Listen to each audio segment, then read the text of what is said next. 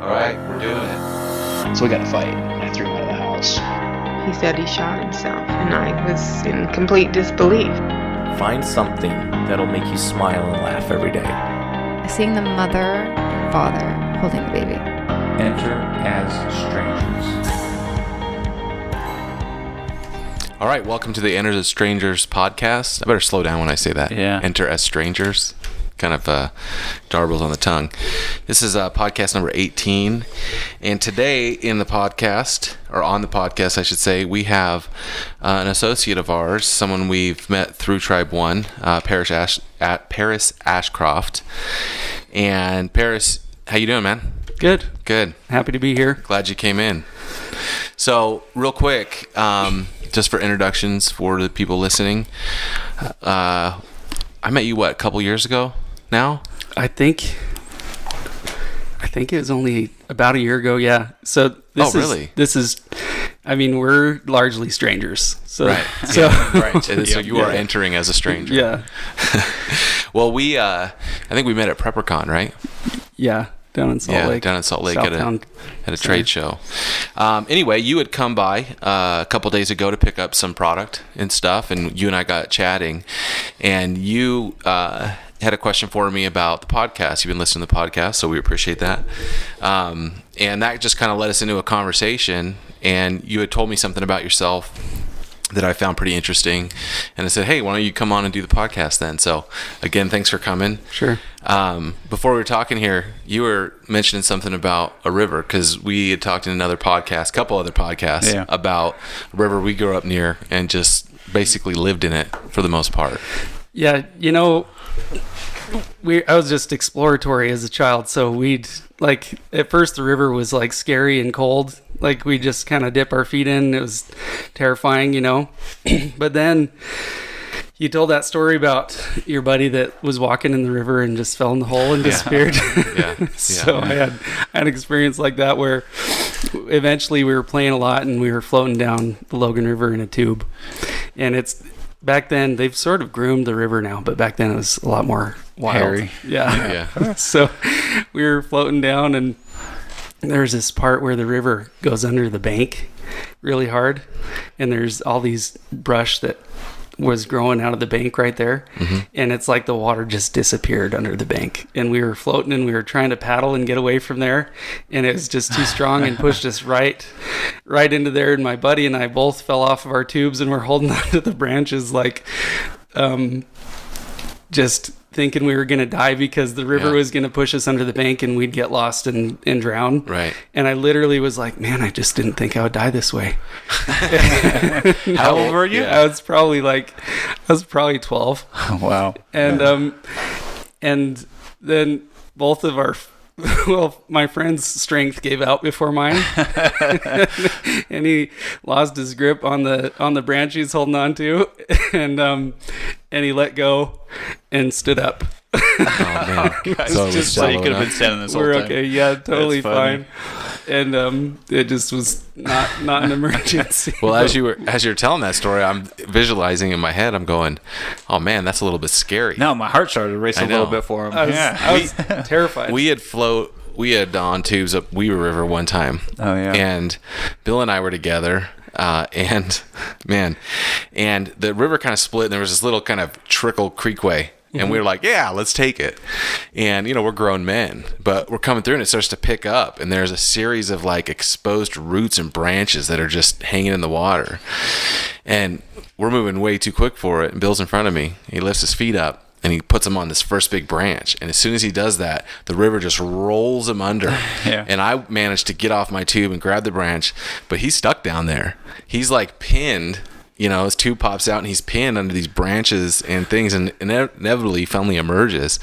But it was terrifying. He's like, dude, I think I almost drowned down there, So yeah, that's water can be scary, man. Yeah. But a whole lot of fun. Oh yeah, so much fun. Yeah. That's part of the fun of it, right? Is the scare. Yep. Sometime I'll have to tell you about. I got to float, go up the river in Alaska and build a log raft. Oh wow, and float it down the river because where I go and where we live doesn't have trees, and the way the heat is with fuel oil. And at the time, it was $7 a gallon for fuel oil. Holy mackerel! So we went up the river and harvested all these trees that had fallen, and then put them together and float them down, and then you cut them up and you can burn them for your winter heat. Wow. There you It's go. totally like a Huck Finn Yeah. adventure. That's awesome. See that? We're learning stuff already, man. Yep. I'll show you some pictures after as well. Yeah, that'd be cool. So you grew up in Logan. Mm-hmm. You lived a bunch of different places, as you were saying. Yeah. But that's you were born up in Logan then? Yep. I'm definitely a Logan boy. I mean, I've lived in Canada and Alaska and New Mexico, but that's where we. That's where home is, huh? Yeah, we've got some land hoping to build in Idaho, southern Idaho. Oh, cool. Eventually, Logan's getting a little too Crowded now. Huh? Yeah, it feels that way totally. Yep. It is a lot of building going on up there. You are you come from a fairly big family. Yeah. Right? So tell us how many brothers and sisters you have. 6 sisters and a brother. And then I have a half brother and then 6 siblings, so 3 stepbrothers Holy and 3 cow. stepsisters. Wow. So big family. Yeah. Wow. So when we were talking the other day and you had mentioned to me, we'll just kind of get right into your story. Sure, go ahead. You had mentioned to me that when you were 14, you lost your father to suicide. Yeah. And because we were talking about the episode about my grandfather. Yeah.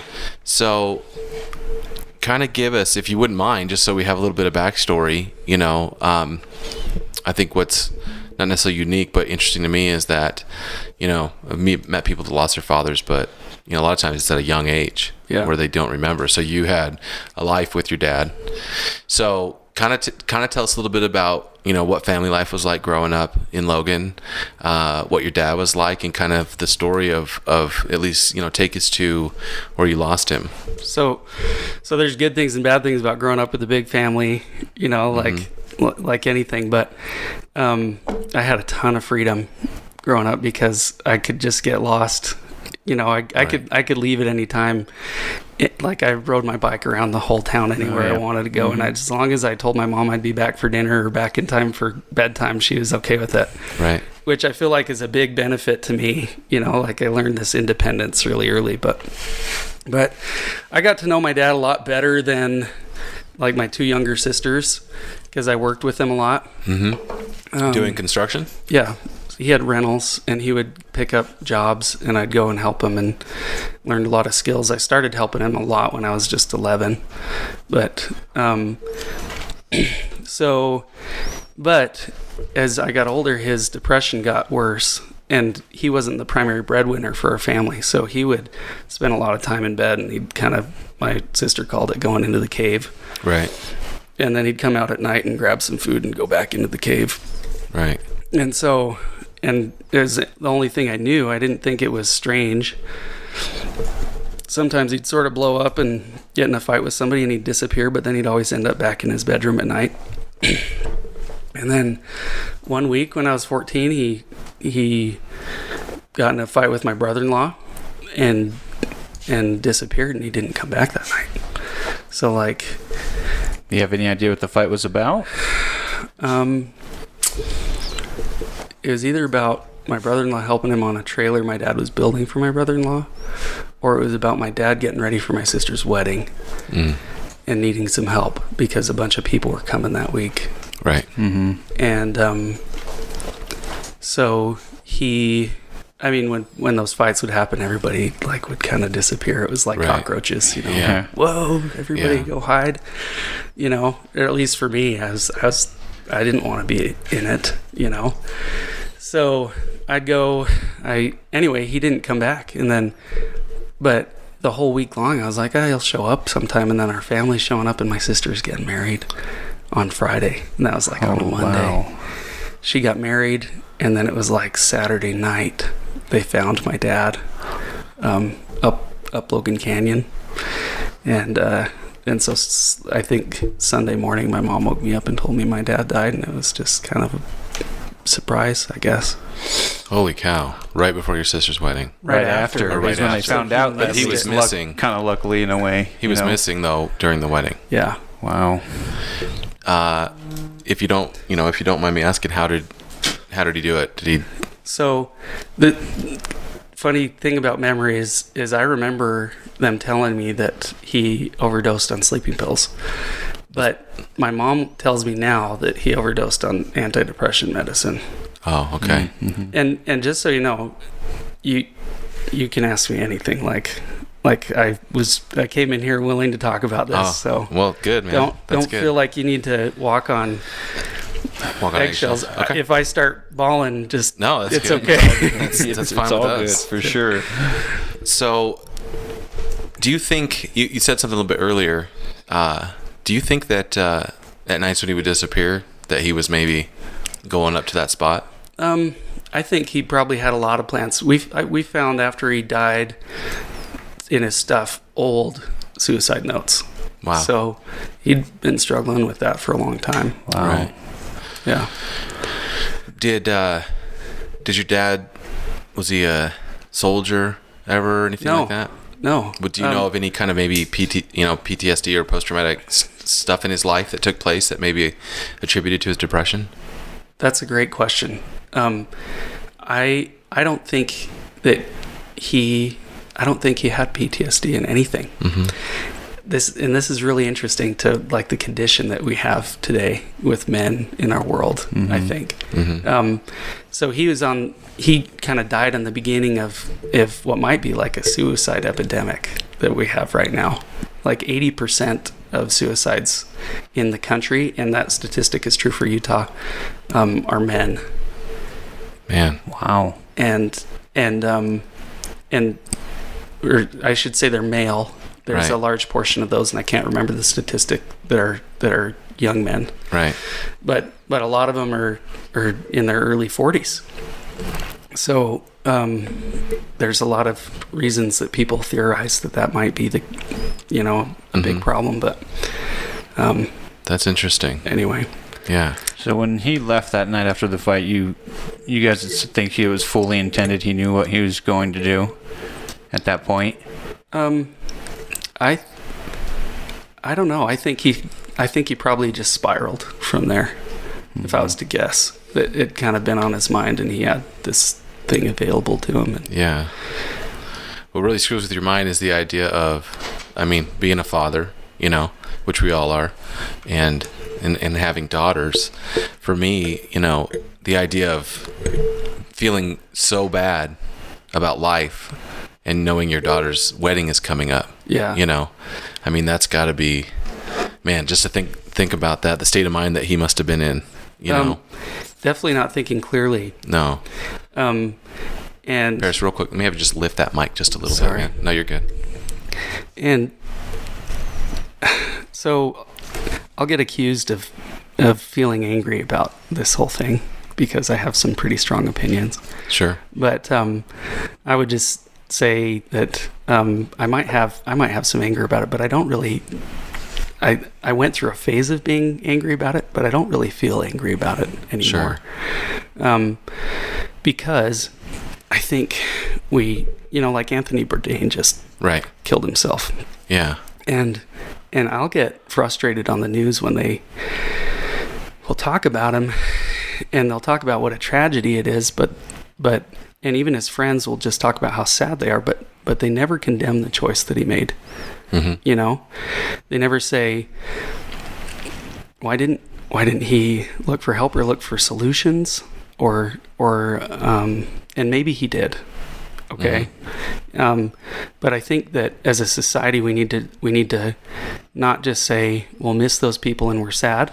I think we need to get it into our heads that there's resources for people who are contemplating suicide to get help with. Yeah. And there's so many things that they can do to get help and get better, and that there's better choices that they can make. Because rather than just saying we're sad. Yeah. That's a great point. Mm-hmm. That's a great point. I never even really thought about that. But you're right. I think I told you when you were here earlier, both our grandfathers committed suicide, which is, we on talked both about sides. Yeah, that both blows my sides. mind. And we're the only we're talking about how we're the only ones we know that have had that. They were quite a few years apart, obviously, but same things, different levels of depression and stuff. And, especially if you compare that to nowadays, there's way more resources, or the accessibility to way more resources. It's a huge epidemic. I mean, everything's sprouting up, suicide prevention lines, this, that, and the other. There's a ton of resources available. Well, my dad grew up, I think he was in a time period where it was harder for him to talk about it.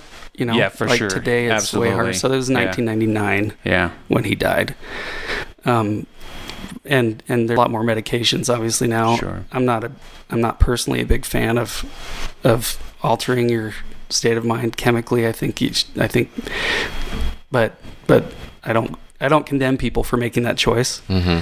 But I just personally find that if I understand what's going on in my life and understand why I'm feeling a certain way, I can work to affect that. Yeah. I mean, there's a lot of different ways a lot more effective ways to deal with, I mean, if you're talking about, let's say, trauma, psychological trauma, way better, more effective ways than normal SSRIs than numbing and just treating the symptoms. Right. You know what I mean?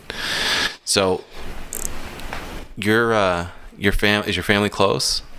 Yeah, I feel like we're pretty close. So my mom really works hard to sort of keep everybody together, and if there's one thing my mom is sort of a rock star about, is making sure everybody knows they're loved, you know, and that's kept everybody kind of close.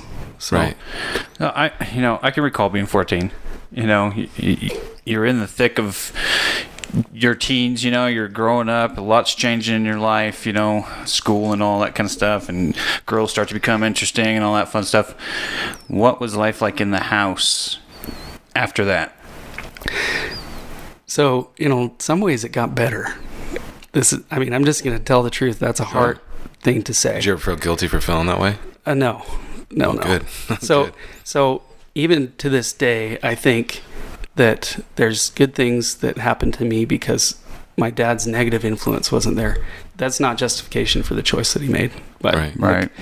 And, I'm haunted by the fact that I didn't have a father even in large measure before that, Right. And obviously after. And so you ask how life changed. Immediately I'll say I believe in God, and there's like this bubble of comfort around our home. It was hard to leave our home for a while. I felt like this comfort that I'm grateful for to this day, because that was a hard week, but and then after that, I think this is a weird thing, but for 15 years of my life, I think I spent my life just trying to be okay. For the first 15? For the 15 years after that. Oh, really? My life was just an exercise in just trying to be okay. Yeah. And I've learned things about that just even in the last year that have helped me progress, because there's a problem with just trying to be okay all the time. Yeah. It's like trying to chase like a little dog. Trying to chase happiness, it'll always run away, and not be able to come to you. But if you stop chasing that little dog, it'll come back to you. Yeah. And oftentimes you're like chasing happiness, because you're running away of something on your back, some challenge or problem on your back. Yep. But if you turn around and face that challenge, then you find that it's not nearly as bad as you thought it would be, and it probably has something to do with yourself that you probably didn't like. Yeah. And if you can face that thing that you didn't like, that little happy dog comes back to you, right. And it's like this weird place of like self compassion and understanding, and like, yeah, there's like the sadness about it, but there's this deep joy that I don't even think I experienced until I was 30 years old. Man. Wow. It's so poignant you say that. We were literally just talking about that, I think on the last podcast, about it's way easier to turn and face it. And the havoc you wreak running away from it it is way more than what it takes to turn and face it. It literally prevents you from being able to have that joy that you're running after. Yeah. So how old are you now? I'm 33. Okay. So obviously you were saying how you felt like it got better in the house when Eric asked you how life was in the house. To some measure. Right. Yeah. So I should say that when my dad was happy and good, like, life was great. Like, right. The thing people talked about the most was like his sense of humor, after he died. And he had a tremendous influence for good in a lot of ways on people, charitably and in service. He was very service oriented. I mean, there's huge things that I feel like I missed out on. He's very intelligent. There's ideas I wish I could just like throw at him once in a while, because I know that the feedback I would get would be valuable. But then after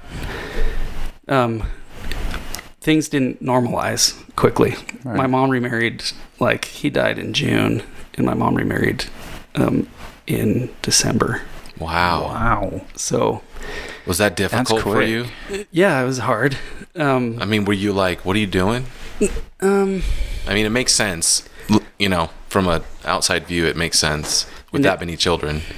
Initially, I was really happy for my mom.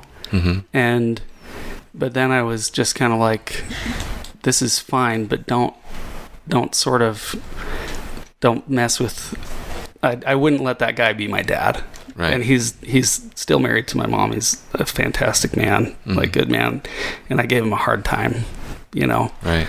And he did a good job balancing being married to my mom and trying to be a stepdad. And he did so much for my younger sisters, especially. I wouldn't really let him be my dad, but my younger sisters let him in more.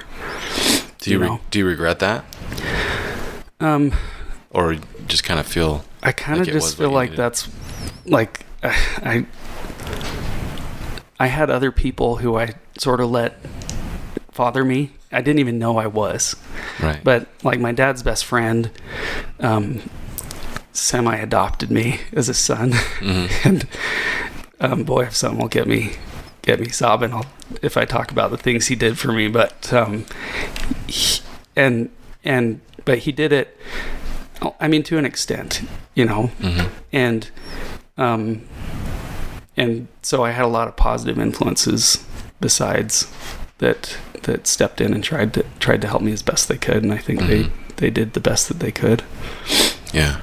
So I mean, it's got to be rough being 14 years old, like Eric says, in the thick of it, and then you get such a massive change, and then a few months later, another massive change. I mean, it's I get why it would be difficult, So let me ask you real quick. When you had, as you said, you were letting other people father you without you knowing it. Did that lead you into any trouble? I mean, older kids, older guys that you kind of... So I know you had older brothers. When I talk about that, I should say that the older men who were fathering me were all influencing me for good. Right. Right. But I certainly made bad choices as a result of the pain that I felt. Not that excuses my bad choices. It doesn't. I went through a period of time, probably for 3 or 4 years, where I really struggled with depression. And some would say that was just the perfect time for me to get that, to hit me genetically, even. So yeah, I experimented with drugs and alcohol, and it just was sort of made available by the circumstances, for some reason right then, like that. Before that, it had never even been available to me. So, but then when I was 17, I was pretty depressed, and I was sitting in a school event, and I was thinking about how depressed I was, and I had this like waking vision about how my life was going to turn out if I kept going on that path. And it was like, right now's your time to decide. And the vision I saw was, if I kept going, I was going to end up like my father, if I kept on that path that I was on. But I had the ability right then to make a choice and be different than that. And so and I knew that that choice would be hard and it would require a lot of work, and it would start with trying to control my thoughts. And so, but for some reason, this is the thought that came to me, but it was like, I need to think about anything that's not sad. And so whether I'm just focusing on the thing that I'm doing right then in the moment, or anything else, just don't think about sad things. Just distract my mind in any way. Right. And so I remember, because you would obsess about sad things. Yeah. Right. Totally. Just in anything. Have you ever read Catcher in the Rye? Yeah. It's long ago. I can't remember. Okay. Well, the main character in that book thinks like I think a manic depressed person. Any stimulus he could turn into a sad thing. Right. So I would just think about anything I was doing and try to just get it to be neutral. Right. And just to raise me out of that sadness. And I remember I fought with that and struggled with that for like a year. And then one morning I woke up and was like, this is good. I don't have to try so hard. You recognized a shift. To not be depressed. Became a habit of yours and worked its way. So back us up a little bit though. Okay, sorry. Because I think it's real. And this is what I found this, I think Eric agreed, just a little side note, this is what people do. You've lived that story. And so it's really simple to jump through the details because you've told us so many times, But like back us up a little bit. Your dad's gone. When you realized you were depressed, right? Was there any thoughts in your head, and it may be hard to remember, but were there any thoughts in your head where you were angry at your dad? Like he gave this to you or he did this to you? I mean, yeah. Absolutely. I felt abandoned. I felt like he made this very selfish decision. Like he wasn't thinking about anybody else, I think. Right. I still believe that. I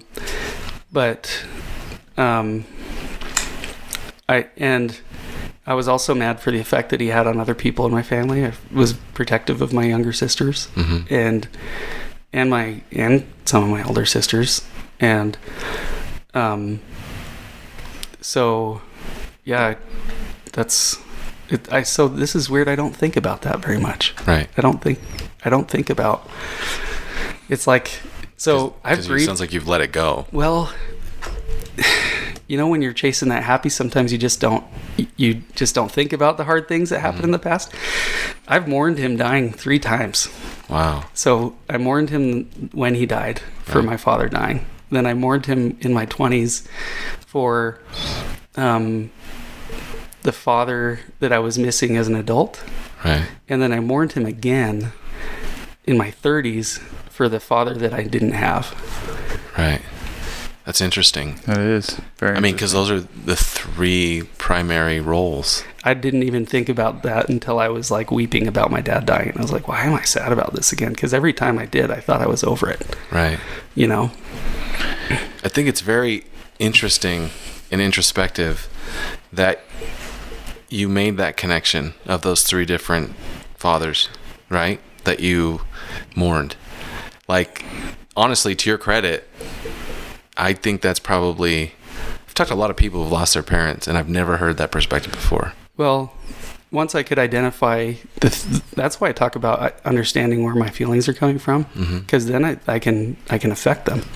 So once I understood why I was mourning my father's death again, I could get over it. Right. And that's what happened. I could stop mourning. I've got a wife and 4 kids. I provide for them. So when emotionally I'm not functioning, it doesn't functioning work at all. Yeah, pretty much. And so I have a lot of motivation to function. Right. Well, good for you. Being able to have that self-awareness, and even at a young age, to at 17 pull yourself, at least make those thoughts neutral. They may not be great, but they're better than they were, and make them neutral. That's pretty impressive. I'm wondering, it doesn't sound like it based off of what you said, but when you were depressed and you're in the thick of it and you're just in the trenches, the worst you can remember, did the thought of suicide ever pop into your head, or did you always have that reminder forefront? Oh, yeah. Yeah. I was thinking about killing myself. It was dark. There's a fog. it affects your ability to think clearly. Was there any more sympathy or understanding for the decision your father made when you were in that moment? Or just out of That's being a good depressed? question. Yeah. So this is a weird response to that, but what I thought was, I got to make it look like this was an accident. That was what how you're- I. To protect people. Yep. Right. But I've never told anybody that. Gosh. Wow. That's crazy, man. I mean, that's Luckily, that was like, 17-year-old thought. right. So you had been dealing with depression for a while when you started having thoughts like that. Yeah. Was your family aware how depressed you were? Yeah, in fact, even when I started to get better and started to get older, like, they didn't believe that I felt better. Because Really? they just thought that Really? I was Faking an it. Masking it. ornery, angry, depressed guy. Yeah. Did any of your other brothers or sisters suffer from depression or have anything that you notice as being a big deal because of the loss of your dad? Oh, yeah. So, I have 2 siblings that struggle with opioid addiction. Mm-hmm. I know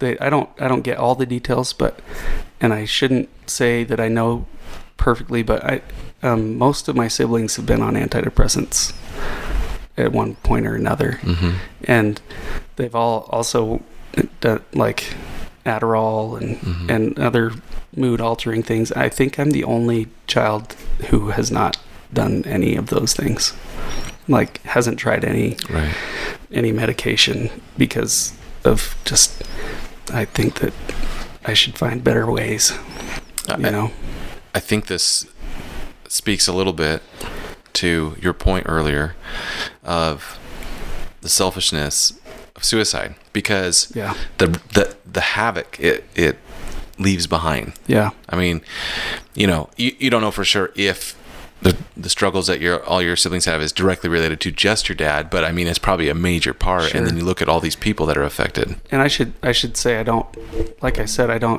think people should be able to make their own decisions about their life, and those things might be the best tools that they have. Right. And should Sure, use. sure. I'm not condemning people who make those. Sure. I just find it doesn't work best for me. Yeah. I've got one of my sisters seems to be doing really well. She does a lot of meditating, and she teaches meditation, and that's sort of worked exceptionally well, even better than from what she's told me.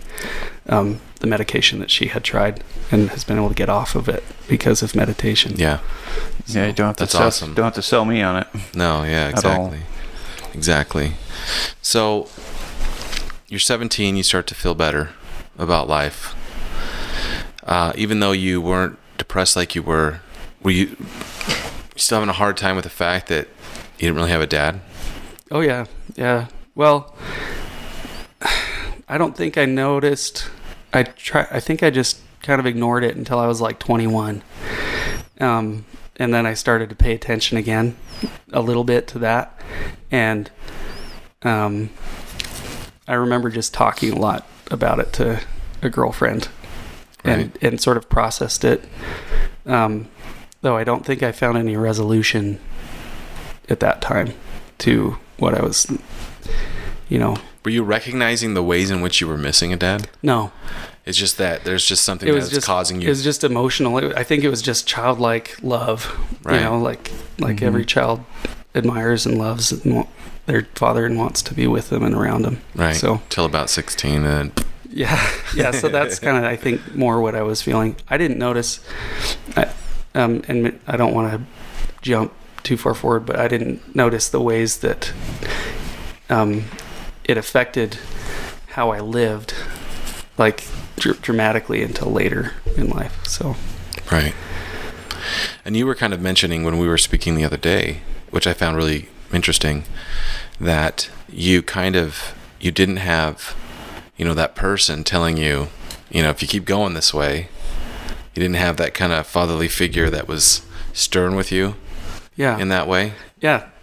People who can give you I don't know if it's constructive criticism or Tough love. Yeah. or just say, look, man, this is a terrible decision. The consequences in your life are going to be drastic. Don't do that. Or at least warn you about it, rather than just say, like support. Like some people have friends who just support everything that they do. Right. And I tend to appreciate the people who give me tough love.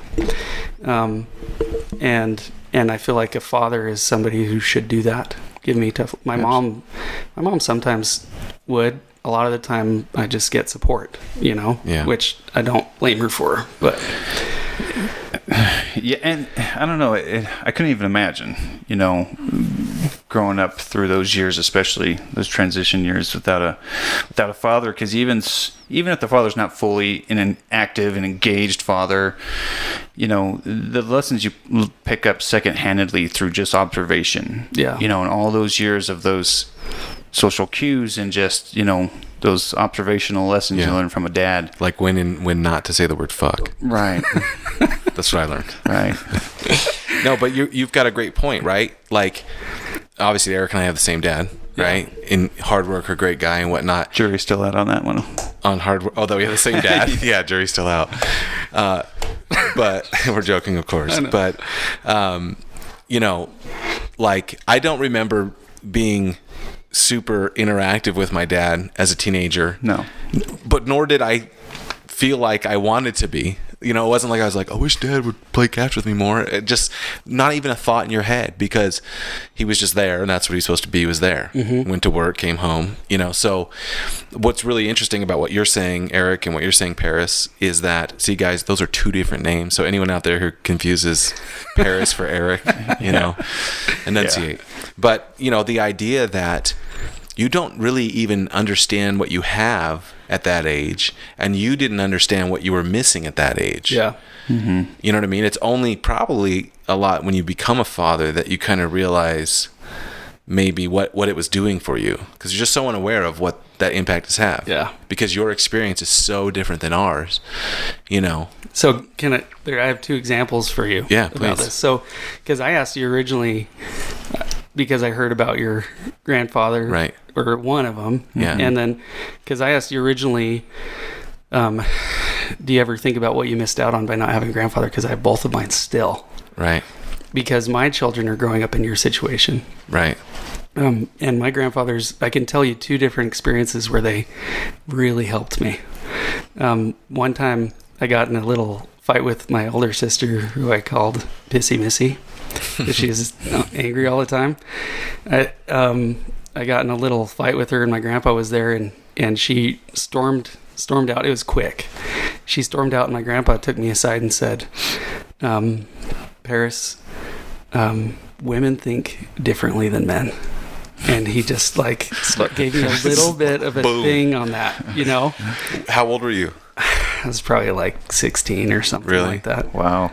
But man, those kind of lessons, right. He just talked to me about that, and he said, and because of that, you need to talk to them differently, and gave me some advice. Some valuable advice. Valuable. Yeah. That wasn't my stomach, by the way. Yeah, that was the dog in the background.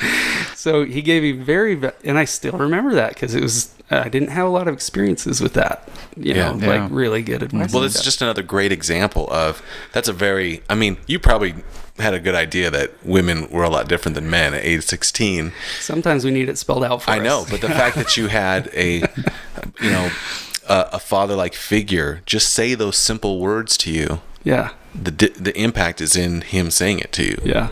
I still haven't learned that lesson, as my wife would attest, but of course, none of us have. We never do. But we practice, I guess. Yeah. I don't know. We think about it once in a while. Yeah. But then my other grandpa, when I got him for my mission,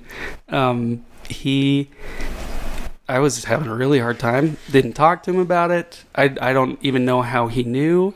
But at one point, he pulled me aside and gave me a hug and just said, Paris, everything's going to be okay. It's going to be just fine. Wow. You're going to make me cry. He wasn't even... I don't know how he knew. I was having a terrible time. And I was like... And it's like he read my mind and gave me exactly what I needed right in that moment, Yeah. Yeah. Man. So... Yeah, it's weird, Again, there's another correlation, to ask what it's like growing up without a grandfather. See, I'm just tripping on the inverse from I know. not having a father to having a father to having grandfathers to not having grandfathers. That's why I started the conversation, because I was like, we have Like a I've thought totally about it a different lot, experience. not knowing one grandfather and the other one dying when I was before memory could even serve me Right. anything. Not growing up with the grandfather. What did I miss out on? You don't even really know. I don't know. I don't know. It's weird. Other than seeing friends in the past and so on interact with their grandfathers. Because that sounds great. It does sound that great. teared me up when you said that. Everything's gonna be okay. Like, Yeah. And I think obviously it's a much more impactful not having a dad around than probably a grandfather. Yeah. I remember my mom. I remember both my grandfathers, but we didn't really know my dad's dad because he was an alcoholic and, went to work and just seemed like the mean guy. Yeah. But my mom's dad, died much longer ago, but I remember doing things with him a lot, So it was, honestly, someone asked me this the other day, and this is of course your story, but I'll share this because it was a moment where I went, oh my gosh, someone asked me how much impact, because of the podcast, how much impact he had on me and stuff like that. And it's funny because even if it wasn't that big of an impact back then, I've over the years maybe put a lot of energy into the impact that he had, but because I got a fascination with rocks and stones and rock hounding, and I used to go do that with him. And he was kind of a junker too. He collected junk, and not that I'm really a junk collector, but I definitely have an appreciation for old. There's a pair of old rusty trapper's traps out there that we, of collecting that kind of stuff. And so, and really, aside from my grandpa, if someone asked me how big a part of that is you, and I'd be like, that's a pretty big part, like I'm super nerded out by rocks and stuff. And so I was like, wow, he did have a huge impact at a really young age, so you were probably really lucky to have two grandfathers around. Yeah. I still feel lucky, and they're getting up there in age, and I know that I'm planning on interviewing one of them soon, because I do it, dude. About them. Yeah. Make sure you do that. Absolutely. Yeah, for sure. Because sometimes I've had ideas like that, and then one of them leaves. So yeah. So now, take us through. Wait, there was one more. Yeah. So that's the experience of having a grandfather. Right. And then I had two experiences of having a grandfather. There was another one that I wanted to share of not having a dad. Mm-hmm. So my mom was always just like trying to. This is one of the things that's affected me big time. So my mom was always taking care of 8 kids and providing. Mm-hmm. And so I was like not showing up to school like I regularly had 30% absences and sometimes more of classes. And my mom was always helping me jump through the hoops just to pass everything. Mm-hmm. And I didn't realize until later, and like maybe in the last 4 years, that I've got a problem in my life because I'm always just trying to be just good enough, just passing in the things that I do. And as an entrepreneur, that's not good enough. Yeah. The free market has enough competition that the product or service that you provide needs to be excellent. Yeah. And so the just good enough did not serve me. And it goes to show that children need more than love. Yeah. They need skills. They need self-understanding and knowledge. Mm-hmm. Like they need diligence and effort and consequences. Yeah. And that's something I am having, like I'm learning from the world because of experience in the world. And just because, the people who were raising me were overwhelmed with the tasks that they had before them, so I had to learn to not just be good enough. And I'm, at age like 29, right. And I sort of joke that I've told my mom, I'm still a little kid. I still have to learn all these things that I didn't learn as a child. Yeah. So. Well, what's interesting is that you've mentioned a few things now that have been very poignant kind of self-realization moments that you've had as a grown man. And like, what a great time to have those realizations because you're a father. Yeah. You know what I mean? Instead of just, I mean, probably more likely for one of your sisters because your mom's a woman and they're a woman, but the idea that you're not repeating certain patterns, you know, that your parents had, which is how we kind of mess our kids up, is that they just inherently learn our patterns. Sure. You know? So. Doesn't make you feel sometimes like they're teaching all the wrong shit in school. Yeah, for sure. All the time. The information is good, but... Well, I tend to think that the most important things that you learn aren't in school. Of course not. They're at home. Yeah. Wouldn't agree with Like that. a teacher can't teach you. No. I mean, there's only so much they can do, and I had some excellent teachers, and there's just only so much they can do. Mm-hmm. So. How old were you when you got married? 21. Wow, young. Yep. Fresh off the mish. Yep. Yeah. Yeah. So, how long were you guys married before you had kids? About a year and a half. Not having a dad and going through that depression, did that pose challenges for being married so young before you had some of the realizations you've had? So I almost sabotaged my marriage before it even got started. Really? Because Tell us about that. Well, I remember dating my wife and just at one point being super concerned that she even cared about me. Like, just does she even love me? And sort of making a big deal out of it with her. Mm-hmm. And she was being a good, like, she was trying to understand and respond well to me raising sort of a ruckus. And this, I think that this is self-evident how dysfunctional this sounds. Mm-hmm. Like, so I was so worried about that I loved her more than she loved me, which is just not, what's the word? It's not a good way to think, or not a good road to go down. I think most people can relate to it at the same time. Yeah, probably. Yeah. And so. But this was a major worry for you. Yeah. So if we were hanging out with my friends and she was like joking around with one of my guy friends, I was like, dang it, man, I blew it. Why wouldn't she want that guy more than me? And I realized this had to do with some of my insecurities with not feeling like my father cared about me. Right. You know? And I didn't realize that until later, but in the moment, like after we had two sort of events where I made a big deal out of something I shouldn't have made a big deal out of. It wasn't a big deal. I realized when I'm worrying about whether or not she cares about me, I'm not caring about anybody but myself. Yeah. Like, she inevitably loves me more than I love her if I'm worrying about it. Right. And so luckily that sort of tripped me out of that, and I was like, I just gotta love her.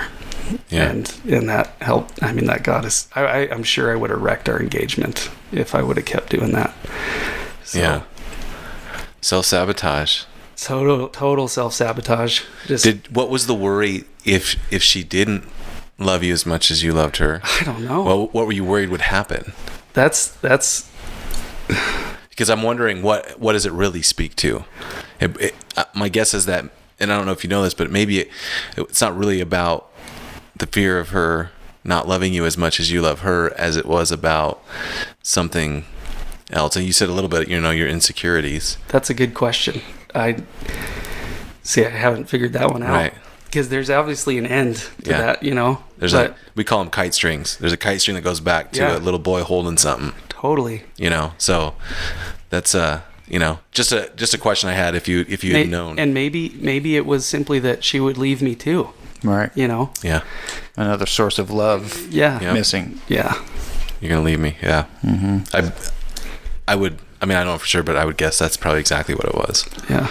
So, yeah, it's really interesting. But you got that kind of worked out before you got actually married. Yeah, and then I've got to remember your question. It was how did it affect your relationship? My relationship. Yeah. So throughout my relationship, I've had love issues, and certainly had my share of taking that out on my wife. Mm-hmm. And I think in a large measure I've gotten gone through of it. I read a book when I was like 20, like 3 times. It's called Leadership and Self-Deception. And it sort of teaches the principle that the person who's upset is the one that's at fault. And so we started our marriage off with that idea in our minds. And so even when I was upset at her, I would tell her, I was like, I don't understand how this works, but I understand that this is not your fault. And so that's been, that book probably has saved our marriage multiple times. Wow.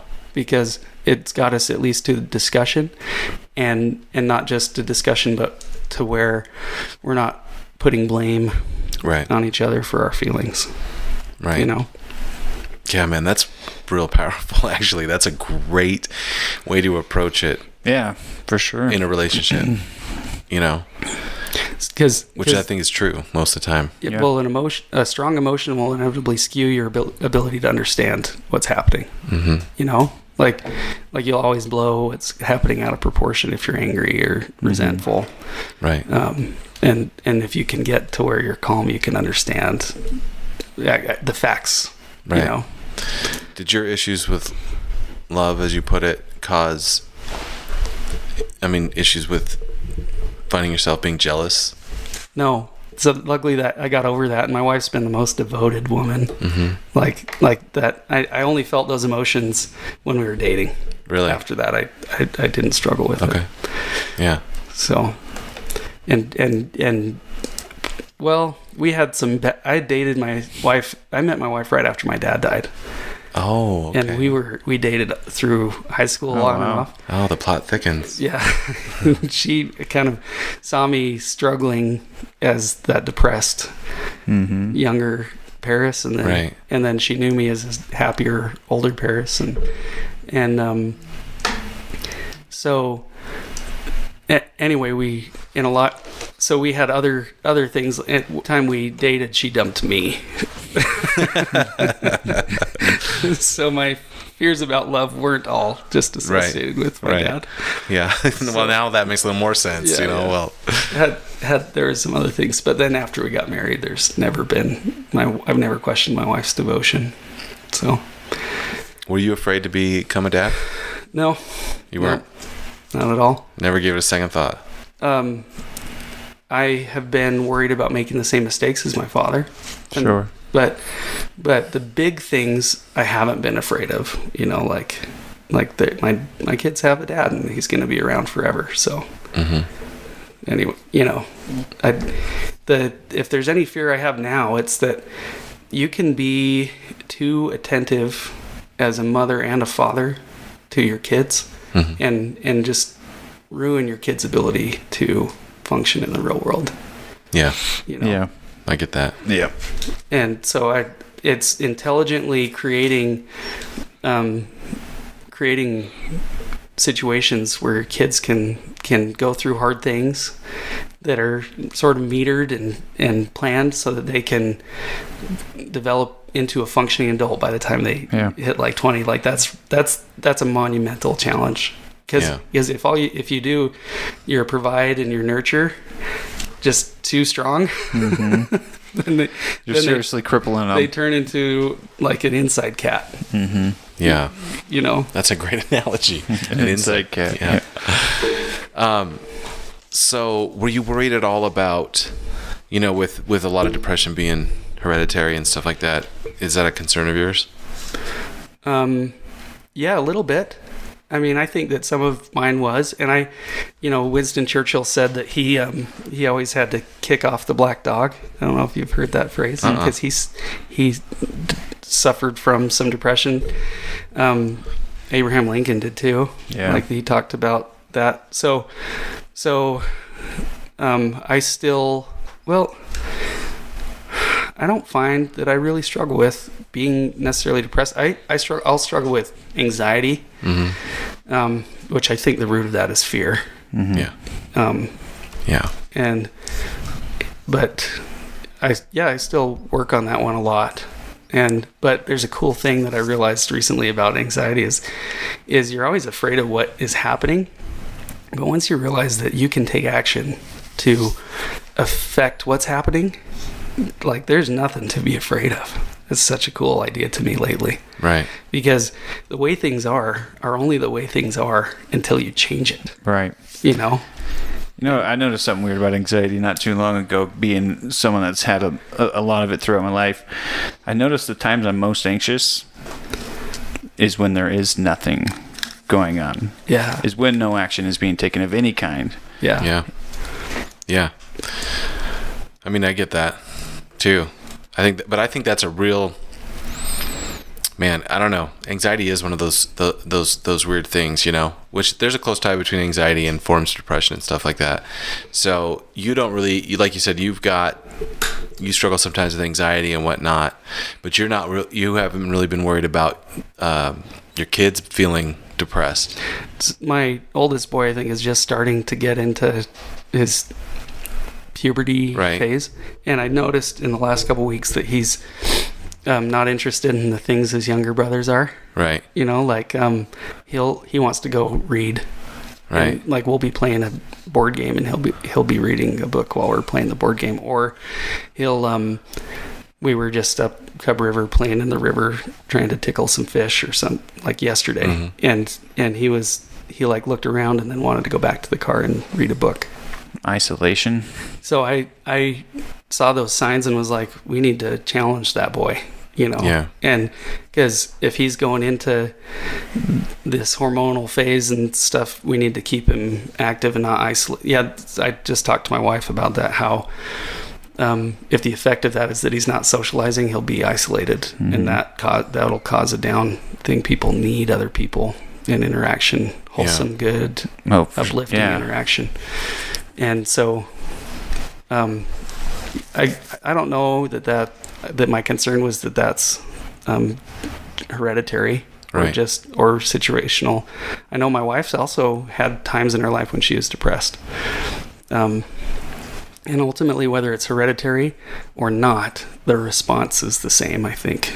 Right. You know, take intelligent action to counter it. Right. Yeah. So, how long you been married now? We were married 12 years? Almost 12 years. 12 years in December. Yeah. Man. Yeah. Do you ever kind of look back? Here's what's interesting to me is I've kind of listened to, a big chunk of your story, and obviously there's a ton of stuff that you've probably, experienced that you're not even remembering. But it's interesting to me that, honestly, to your credit, to have someone who's in their 30s, be so self-aware of what they've gone through and you sound like you're very well versed on mindfulness and attacking the problem and stuff like that, and that is not easy for a lot of people to do. A lot of people can't even conceive of the idea that they can solve that problem internally with the tools they have versus thinking that it's going to come from some sort of external stimulus. So do you feel, I'm just intrigued because the way you're expressing what you've been through, the lessons that you've learned, and like you just explained, the new concept that you're kind of working with anxiety, because we talk about that shit all day long on our Just Me and Him podcast, right? So to be sitting here with someone else who's actively engaged in that kind of mindfulness, do you think that comes from you needing to kind of solve your own issues, or is it bigger than that? Did it come from just the fact that maybe you lost your dad and you had to deal with some really hard stuff early on?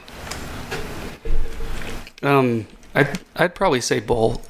Absolutely. I mean, it's probably both of those things. So I think the thing is that I've been uncomfortable for a long time in a lot of situations, and in that discomfort has caused me to do things to try to get out of the discomfort, Yeah. And that's caused me to have to face that dragon or demon, on my back and think and understand it.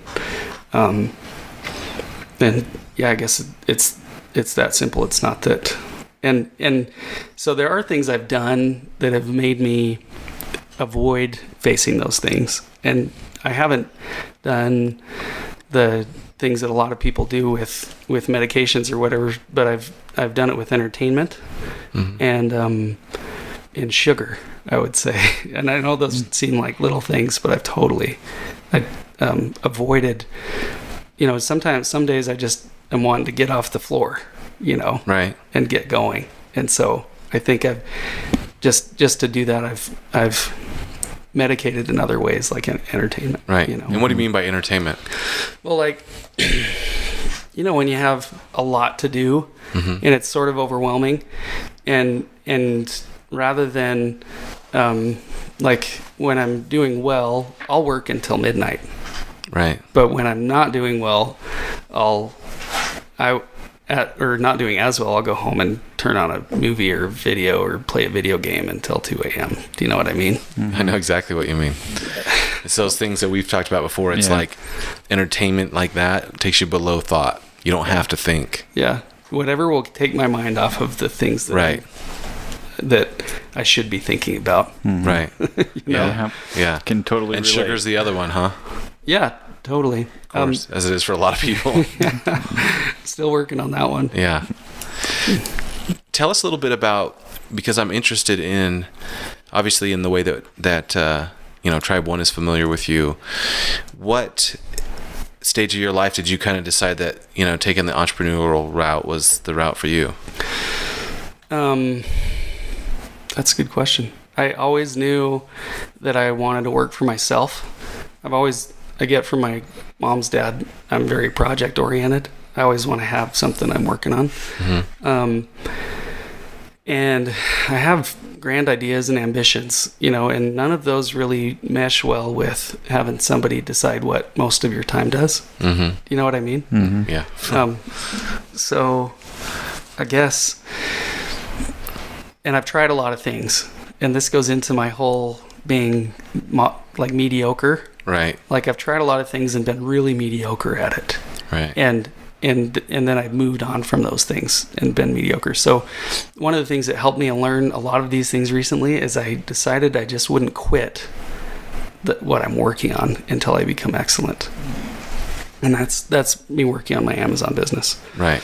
So not quitting has made me face the reasons that I quit all those other things. Right. So, whereas if I would have just jumped into the next thing, I would have never paid attention and learned, for example, that I didn't learn to be excellent from anybody when I was younger. Right. That's a result of me not quitting my Amazon stuff. So you asked why I went into entrepreneurship. I think once you get started in entrepreneurship and see the benefit of it and get the freedom of it, you'll work 80 hours a week and feel like you didn't, love it. Yeah. And not make any money. Yeah. And still want to do it. Do you know what I mean? Yeah.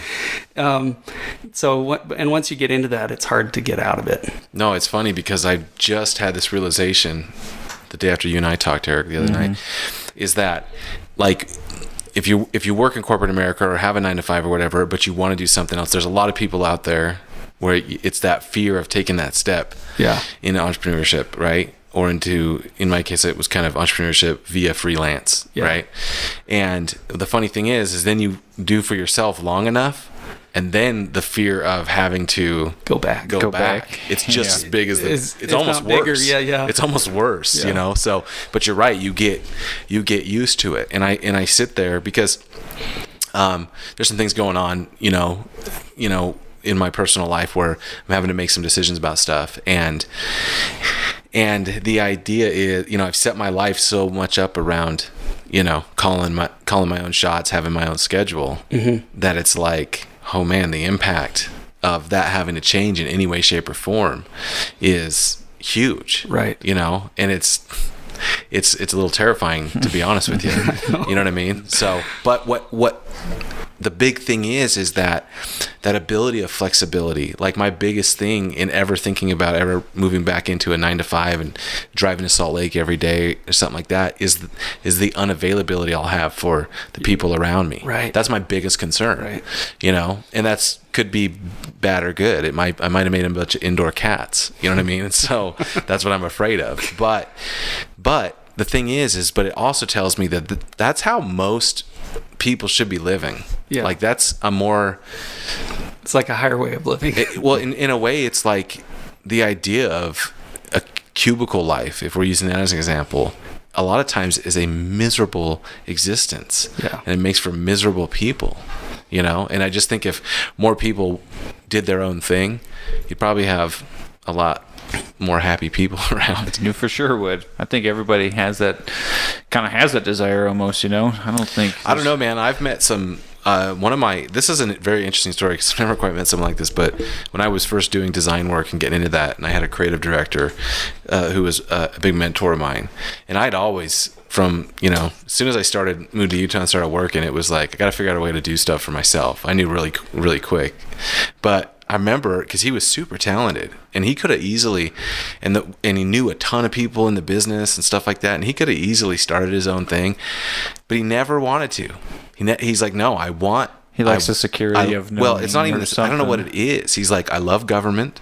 I love, you know, the idea of paying my taxes. The guy loved paying his taxes, you know, and he says, I love working for a company, building a company, and I always just like, dude, what the hell are you talking about? What's wrong bro? with you? What's wrong with He's you? an alien. Yeah. But some people, they are just wired that flip way, where Yeah. that's, you know, I don't know. I don't get it at all. Well, there's a tremendous amount of risk that, you know, then there's people who are risk averse, and there's Yeah. other people who just love risk. Yeah. And thank goodness we have people on both ends of that spectrum. Yeah. That's true. That's true. We need both people We to do. get to that spectrum. We do. Did you, in being an entrepreneur, I know that you do the stuff that you do with Amazon and some of the building stuff that you do, but do you have anything have you ventured in anything that's product based, meaning that, you know, you're on the level of manufacturing? No, I'm not on the no. It's all more things that are service oriented or not. Yeah, I have. So what I do a lot of times, I look for people who maybe need my services, or I look for products that aren't meeting a need, Mm-hmm. you know. And so I found, for example, well, this is a total change of direction from where we were going, but something I'm selling pretty well right now on Amazon is a drop cloth for painting. What I found on Amazon was what everybody was buying was just canvas, and that bleeds. So when they drop paint on it, it's going through to onto their floor, whatever they're trying to protect. So I found canvas that is backed by a plastic polymer. And, Right. and so then I started competing with keywords to hit the people who are buying the other canvas to meet this need that I saw. People didn't even know they were buying canvas for painting that wasn't going to protect the things that they use. So I don't know what my next product will be, and I don't have like a brand or anything right now, but I'm always just looking to meet needs, you know. Yeah, that's cool. And your wife works? No, she's a stay-at-home mom. Dang, man. Nice. We don't have a home that I'm not like this rock star provider. Like, we rent, you That's know, all right, yeah. and stuff. But I just one of the best gifts I feel like I can give to my children is a mom that can give them her attention and thoughts. Right. So That's good. Yeah. Do you have a drive?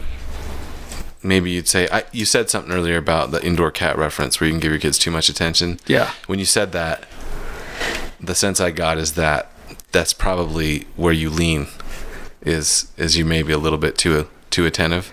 I'm probably not, but my wife probably is. Oh, okay. Okay. So and this is a more recent realization. So I spend time trying to get my boys to do things that are uncomfortable, like rollerblading. Right. Like my two of my kids, my 7-year-old and my 8-year-old, have been trying to rollerblade because my sister gave me her leftover rollerblades recently, and they're awful at it, you know. Yeah. But and their skinned knees and hands and stuff, and I just say it's okay to hurt.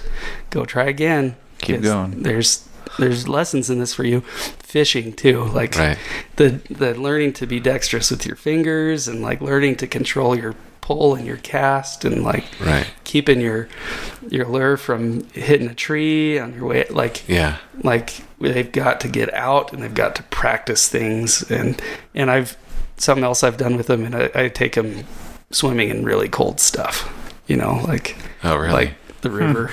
God, jeez, Dad. because I think it's so good for them to just learn, because all these lessons I've learned are from being uncomfortable. Yeah, for sure. Yeah. I think you're making this is another great point, because especially in today's world, because our dad didn't do that for us, but because of where we grew up, we were out just doing it anyway. Yeah. In today's world, it's a lot, and I don't have boys, so I wish I did Different on some level. It's a totally different experience. But the idea that the way we kind of engineered social media device and stuff like that, it's way easier for kids to not be out there.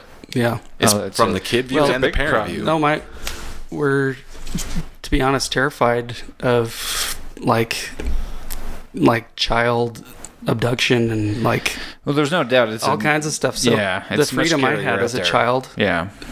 my kids don't have, but It's an illusion, though. they're way older than me. I feel like to a degree it is an illusion. The thing is we live in the safest times ever. Yeah. It's just the statistically, the likeliness is lower than it's ever been that a child would be abducted. It's just that we see it. Yeah, it's all the information in your face and at the touch of your fingers. Yeah. We didn't have that much information back in those days. But, I mean, because I always trip on it all the time with the boys.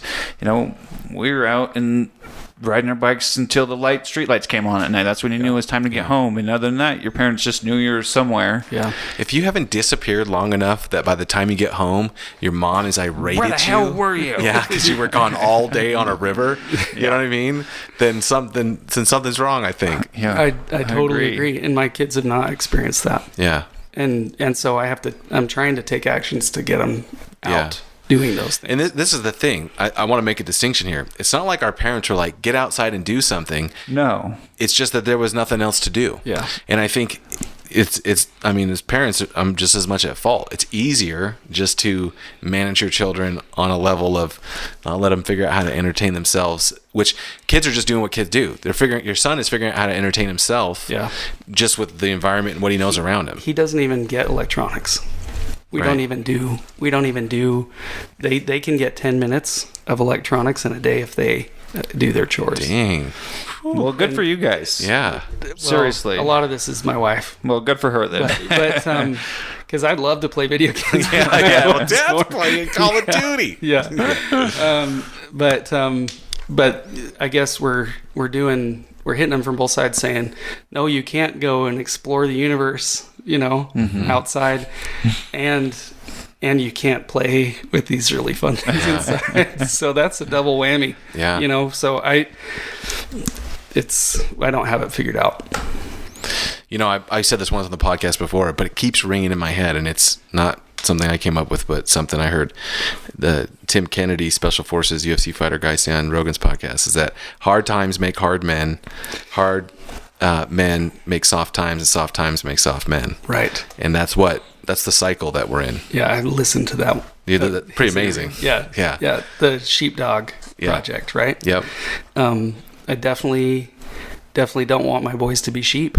Yeah. That's something that I'm working on. That's a major concern. There's a really cool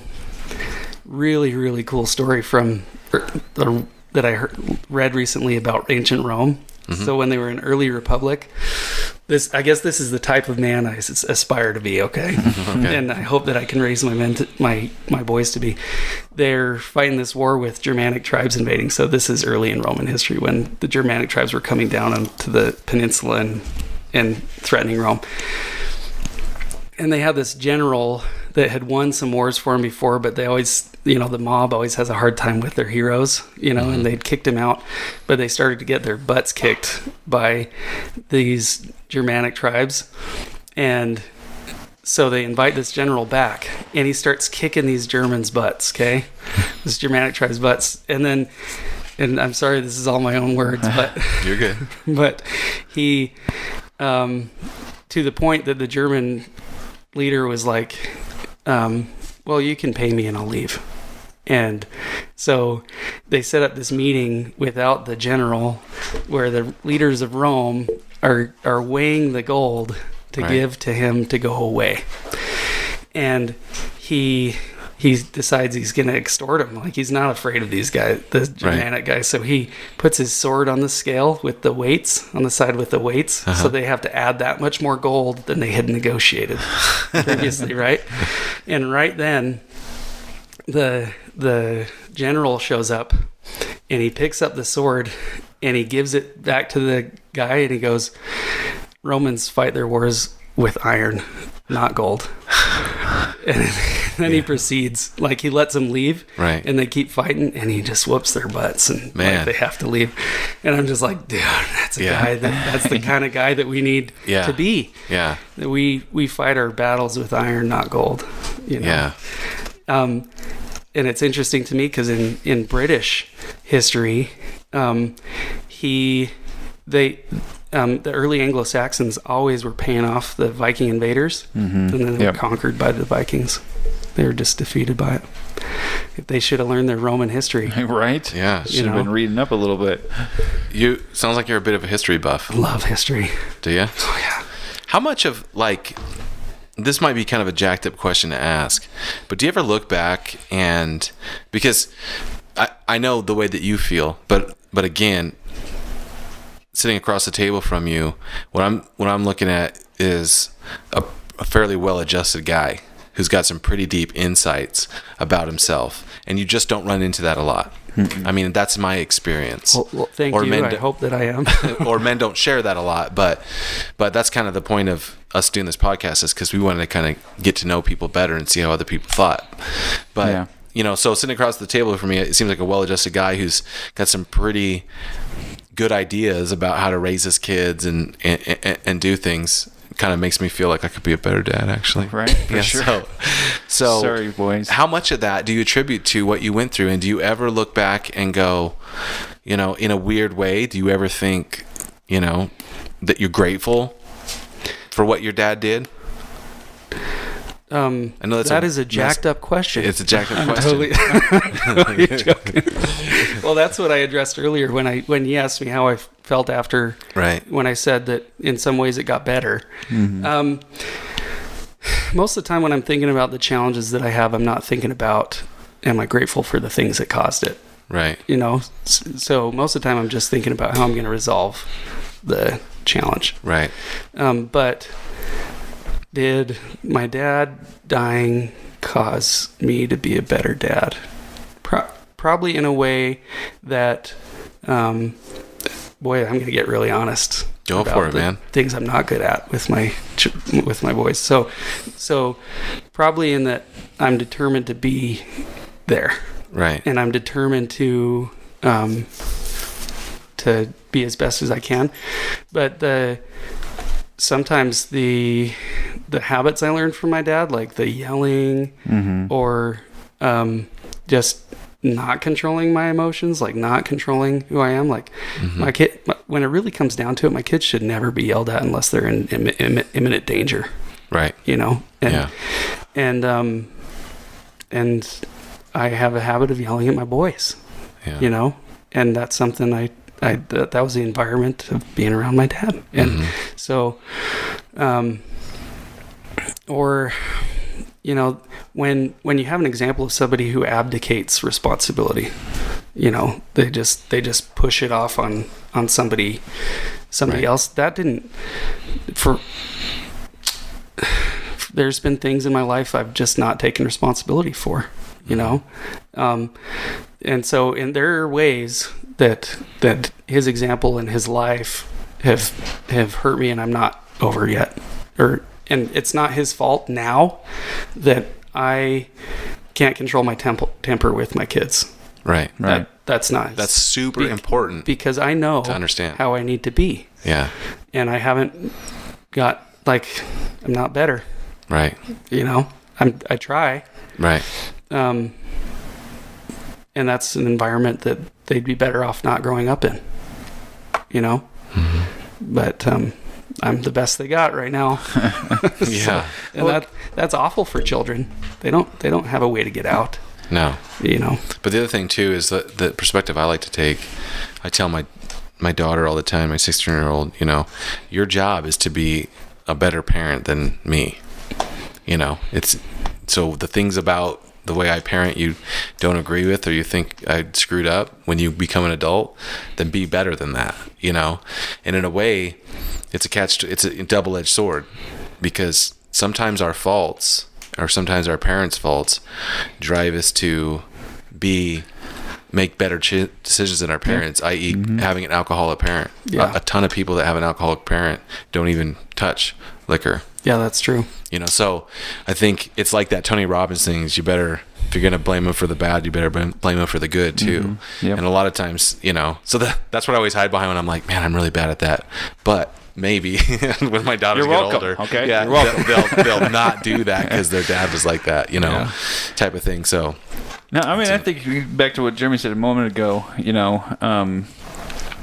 I mean, again, good for you to even make that conscious acknowledgement that, you know, this isn't an excuse. You know, this happening with my father isn't an excuse for me to continue this anymore. Right. Or to continue to be this way. I mean, because it's sad, but I don't think a lot of people No, have dude. that ability for introspection that way. I'll go even further. I'll say it's one of the biggest problems people have is that it's not that they're blaming their past, but they're letting the past drive them now. Yeah. Because you're accountable now, you know?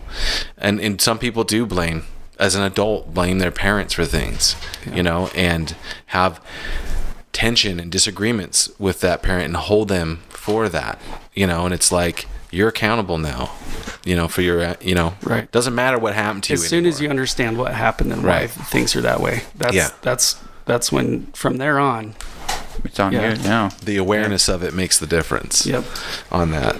So yeah, that's. Sorry, Eric. I kind of interrupted you're what you were fine. saying. I was done talking anyways. Okay. Well, let's not get in trouble sometimes for blabbing out loud. So, where did the name Paris come from? So that's my grandpa Ashcroft's middle name, and it was his dad's name. So it's a family name. Yeah, and it goes way back. There was a Sarah Paris. Her last name was Paris with 2 R's, and she was she married, I can't even remember the last name of the guy, and they named their first son Paris with 1 R, and that was back in like the 1700s. Wow. Oh man. So family name then. Yeah, I tell people that like Paris, Idaho was named after me, or my ancestor. Yeah. Right. After the family. Yeah. Yeah, that's not bad. Well, I'm kind of curious, Paris. Like, you know, we always try to kind of give, as we wind down a podcast, we always try to kind of give a kind of once over, like, with your experience and what you've been through in your story, is there, you know, any one thing that you would say to, you know, a parent who's dealing with this kind of situation, or a kid that might be going, you know, a young man who might have lost his father, you know, kind of whatever speaks to you? Is there kind of any overall message, if your story could mean something to somebody, you know, what's the main message you'd like to get out there? Boy, that's a good question.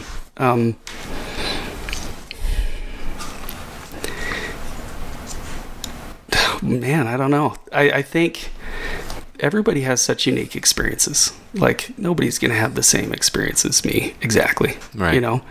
So I think if I was to, I guess you're saying give advice, right, to the people who may be going through similar things, I would say, don't run away from the pain. Just don't run away from the way that it hurts, because that's where your growth is going to be, and that's those lessons you learn are going to bring your greatest joy if you can address them and understand them. You know, your pain will bring you understanding, and